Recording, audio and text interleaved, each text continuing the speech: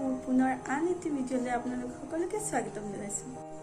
আপোনালোককতো মোৰ বিষয়ে কোৱা হোৱাই নাই যে মোৰ ঘৰ ক'ত, মোৰ মাৰ ঘৰ ক'ত আৰু মোৰ হাজবেণ্ডৰ ঘৰ ক'ত।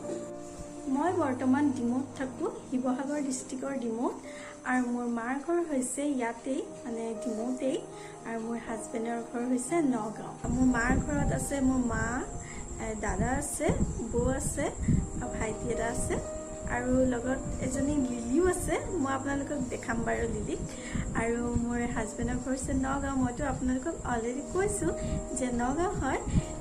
তাত মা আছে, দাদা দুজন আছে আৰু বা এজনী আছিলে, তাই বিয়া হৈ গ'ল। আমাৰ পৰিয়ালটো আমি ইয়াতে থাকোঁ কাৰণ হাজবেণ্ডে ইয়াতে বিজনেছ কৰে। মোৰ বিয়াৰ আগৰ পৰাই তেওঁ ইয়াতে থাকে, ইয়াতে বিজনেছ কৰি আহিছে, চ' আমিও ইয়াতে থাকোঁ।